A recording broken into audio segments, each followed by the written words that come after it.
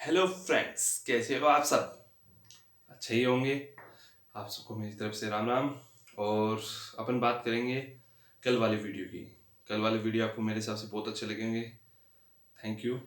और आज अपन उन्हीं चैप्टर के अपने जो समांतर श्रेणी चल रही है उसी पे आगे और बात करेंगे। और जो कल एक क्वेश्चन बीच में आपके लिए छोड़ दिया गया था, मैंने ये जो अपने श्रृंखला बनाई थी इसको और बता देते कि एपी है या नहीं। तो मैंने देखो डी निकाला तो 3/4 - 1 ही करेंगे। तो एलसीएम लिया तो क्या है, एलसीएम 4। तो 3 - 4 यानी माइनस का 1/4। फिर और डी निकालेंगे तो क्या आएगा, 9/16 - 3/4। एलसीएम क्या आया, 16। 9 - 12 यानी माइनस के 3/16। तो ये बताओ क्या ये एपी है? अरे ये एपी है क्या? नहीं, ये एपी नहीं है क्योंकि इनका सार्वंतर समान नहीं है। तो ये एपी नहीं है। अब अपन अपने नेक्स्ट क्वेश्चन पे बात करते हैं। और अरे टेंशन मतलब कोर्स भी हो जाएगा और आपको पढ़ने में मजा भी आएगा। जब तक मजा ना आए ना पढ़ाई में तो क्या मजा। तो देखो तीसरा क्वेश्चन पहले का अपने सामने है। प्रत्येक मीटर की खुदाई के बाद एक कुआं खोदने में आई लागत, जबकि प्रथम मीटर की खुदाई की लागत 150 रुपए है और बाद में प्रत्येक खुदाई की लागत 50 रुपए है। मतलब 50 रुपए बढ़ती जाए। प्रथम बार मान लो खुदाई की लागत में 150 रुपया देसी। कितना रुपया देसी अपन ने? 150 रुपया। तो अपन के लिखाऊंगा हल में प्रथम मीटर खुदाई की लागत बराबर 150 रुपया लग गया। और अतिरिक्त खुदाई मतलब प्रत्येक खुदाई की लागत 50 रुपए बढ़ाते हुए बढ़ोतरी कितने की करे, 50 रुपए की। तो देखो श्रृंखला क्या बनी आपने। पहली खुदाई तो 150 है ही, फिक्स है। फिर 50 और बढ़ के कितने हो गए, 200। फिर 250, फिर 300, ऐसे चलता रहेगा ना। अरे जितना काम कराना उसका ये चलता रहेगा। अरे आपको पहले जब 150 दे रहे हो उसके बाद जब 50 रुपए और दे रहे हो अतिरिक्त खुदाई के, मतलब जितना अतिरिक्त आपको आपको पता है कि आपको 1 फुट का खड्डा खुदाना है उसके आपको 150 रुपए देने हैं। उसके अलावा आप अगर 5 फुट गड्ढा और खुदा दे तो प्रत्येक फुट के गड्ढे के अकॉर्डिंग आपको 50 रुपए देने पड़ते हैं। तो प्रत्येक मीटर पे आपको पर मीटर पे एक बार तो खुदा लिया उस पर तो 150 रुपए दे रहे हो, पर मीटर पे जितना मीटर और गड्ढा खुदाओगे आपको 50 रुपए और देने पड़ेंगे। तो 50 रुपए जुड़ता जाएगा। अरे जितना काम कराना उसमें 50 रुपए जुड़ता ही तो जाएगा। हाँ, तो अब देखो इसको आगे सोल्व करने के लिए वही सेम पैंथरा। पहले डी बराबर 200 माइनस 50, सॉरी 150। 200 माइनस 150 कितने बचे, 50। फिर वापस डी डेस 250 माइनस 200 कितने बचे, 50। फिर वापस डी डबल डेस 300 माइनस 250 कितने बचे, 50। तो क्या इनका सार्वंतर समान आ रहा है? हाँ, इनका सार्वंतर क्या आ रहा है, समान। और सार्वंतर समान है तो यह एपी होगा, यह एपी होगा। समझ में आ रहा है? अब उसके बाद के अगले क्वेश्चन पे अपन बात करते हैं। अपना क्वेश्चन है खाते में प्रत्येक वर्ष का मिश्र धन, जबकि 1000 रुपए की राशि 8% वार्षिक दर की दर से चक्रवृद्धि ब्याज पर जमा की जाती है। कि चक्रवृद्धि ब्याज पर जमा की जाती है। तो पहले वो तो अपने पास सूत्र होना चाहिए किसका, मिश्र धन का। मिश्र धन बराबर मूलधन कोष्टक में 1 प्लस दर बटा 100 घात समय। ये फॉर्मूला आपने माइंड में रहना चाहिए। 8वीं क्लास में भी आपने पढ़ा होगा। ये फॉर्मूला आपने माइंड में रहना चाहिए। इस फॉर्मूले के आधार पे अपन अपना क्वेश्चन कर सकते हैं। तो अपने पास देखो मूलधन कितना दे रखा है हल में। मूलधन कितना है, हाँ 10,000 रुपए, वेरी गुड। और राशि यानी दर कितनी है, 8%। और वार्षिक दर की चक्रवृद्धि ब्याज आपको ज्ञात करना है। मिश्र धन चक्रवर्ती ब्याज के रूप में आपको क्या करना है, ज्ञात करना है। ठीक है, अब देखो आते हैं फॉर्मूले के अंदर। ऊपर वाला इरेज कर रहा हूं मैं।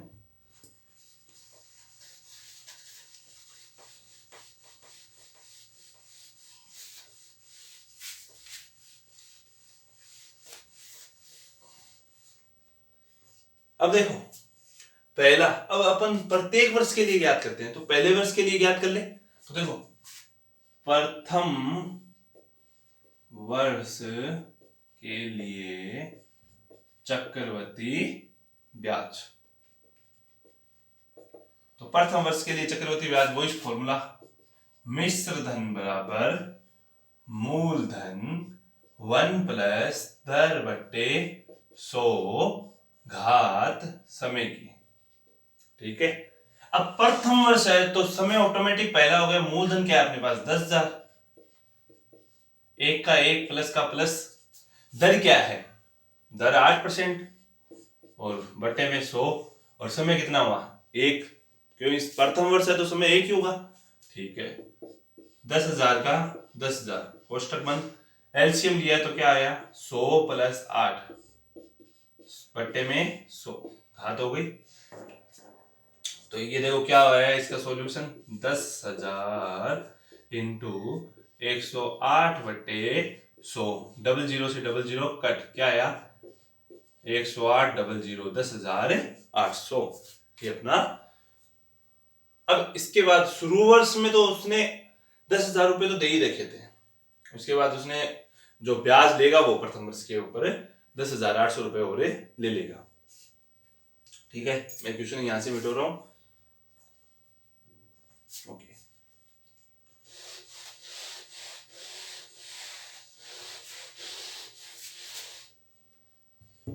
अब देखो इसी प्रकार द्वितीय वर्ष के लिए, ठीक है, द्वितीय वर्ष के लिए चक्रवर्ती ब्याज, तो वही मिश्र धन 10,000 कोष्टक बंद 1 प्लस दर 8 बट्टे 100, इस पर घात कितनी है 2। आप इसको डायरेक्ट यहीं से सॉल्व कर सकते हो। वो देखो 108 बट्टे 100 है तो एक घात है, 2 होगी तो उसको 2 बार लिख देंगे, तो ये आपने इजी रहेगा। वैसे करें या लंबाई कर देते, चलो 100 प्लस 8 बट्टे 100 की घात है 2, 10,000 इंटू 108 बट्टे 100, 2 बार है तो 2 बार लिख देता हूं मैं, 108 बट्टे 100, 2 जीरो से 2 जीरो, 2 जीरो से 2 जीरो, अपने पास क्या बचा 108 इंटू 108, 108 इंटू 108। अब फटाफट 108 को 108 से गुणा करवा दीजिए। अरे हाँ, गुणा करा दीजिए फटाफट। कितने आए 11,664। ठीक है, तो अपने पास श्रृंखला क्या आई, पहले वो तो अपन ने 10,000 रुपए तो दे ही रखे हैं, फिर 10,000 रुपए पे अपने 800 रुपए क्या ले लिया ब्याज। ठीक है, उसके बाद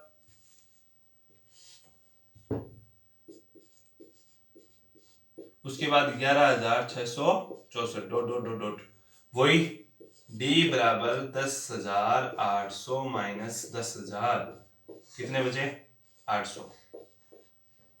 अरे 800 बचे, 8,000 नहीं, डी डैश फिर 11,664 माइनस 10,800, कितने बचे देखो 4 6 8, फिर यहाँ पे क्या रहा 10, 10 में से 10 गया 0। ठीक है, देख लो 10,800 घटाया 864, तो अंतर सेम नहीं आ रहा, तो ये समांतर श्रेणी नहीं है। अतः यह है समांतर श्रेणी नहीं है। एपी पूछा है, एपी नहीं है। आपका ये क्वेश्चन यहीं पे सोल्व हो जाता है, थोड़ा बड़ा है पर ठीक है, वैसे ही इरेज कर दें। नेक्स्ट क्वेश्चन की ओर चले, अपना दूसरा क्वेश्चन।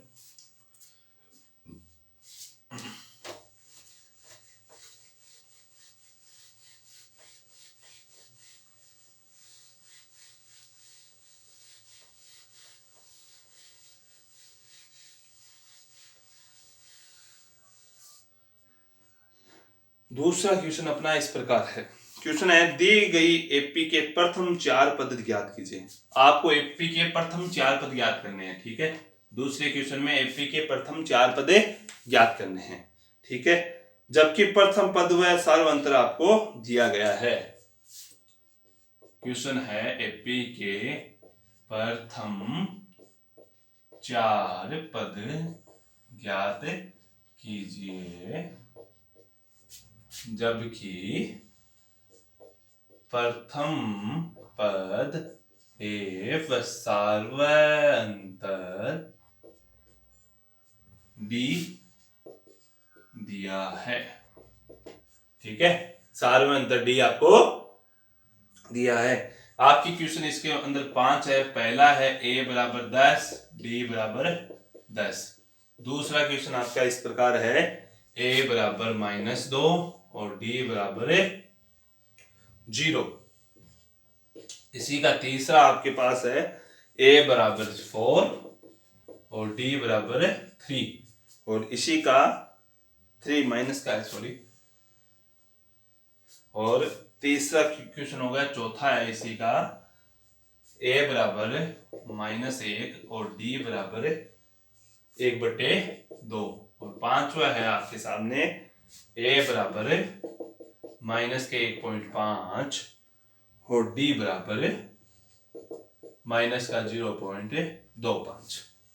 ये आपके क्वेश्चन का दूसरे के 5 पॉइंट है। इसमें से अपन जैसे एक आधे क्वेश्चन आपको बता देते हैं, बाकी आप कर लोगे। अपन ने बोला क्या है कि एपी के प्रथम 4 पद ज्ञात कीजिए। प्रथम 4 पद मतलब पहली क्लास, दूसरी क्लास, तीसरी क्लास, चौथी क्लास, मतलब A1, A2, A3, A4। ये अपन को क्या करना पड़ेगा, ज्ञात। अरे प्रथम 4 तो वही होते ना, प्रथम। प्रथम यानी शुरुआती, प्रथम यानी शुरुआती, तो पहला। अब आपको बोलते हैं कि आपकी प्रथम 4 क्लास है, तो आप बोलोगे ना फर्स्ट, सेकंड, थर्ड, फोर्थ, तो वही आपकी शुरुआती 4 पद ज्ञात करने, यानी शुरुआती 4 क्लासें कौन कौन सी है, पहली, दूसरी, तीसरी, चौथी। यहां तक कोई डाउट नहीं। अब देखो अपन पहला क्वेश्चन करते हैं इसका। a बराबर कितने हैं, 10 और d बराबर क्या है, 10। अब अपन को देखो a तो प्रथम पद ही होता है, तो देखो प्रथम पद a1 बराबर a ही होता है, तो प्रथम पद तो 10 आ गया। अब देखो द्वितीय पद या दूसरा पद, द्वितीय पद,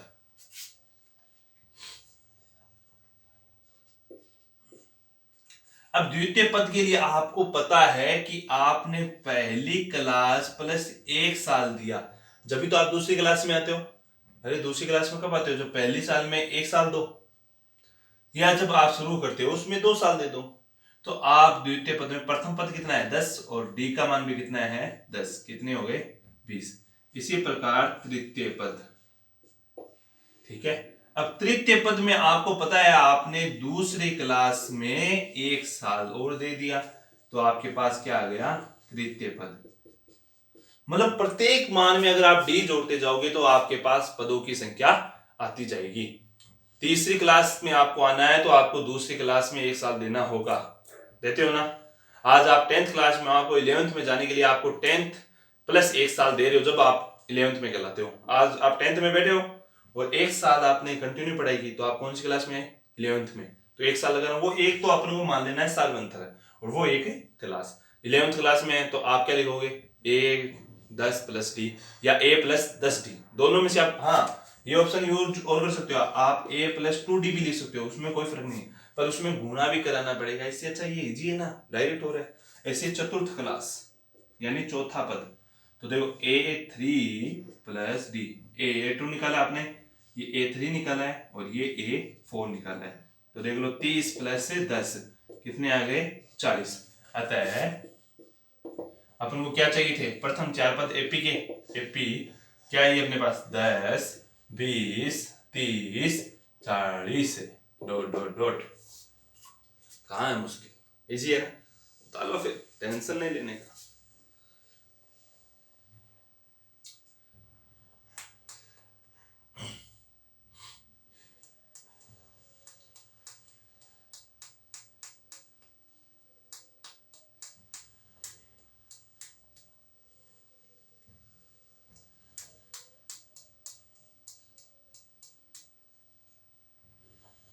अब देखो इसी का दूसरा क्वेश्चन,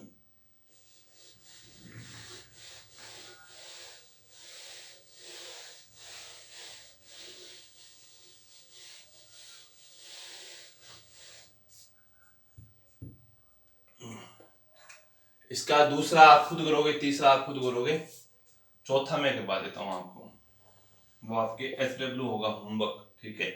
तो इसका a का मान -1 और d का मान 1/2, वही पहला पद a1 बराबर कितने हैं, -1, क्योंकि आपको पता है a1 और a एक ही चीज है, ठीक है।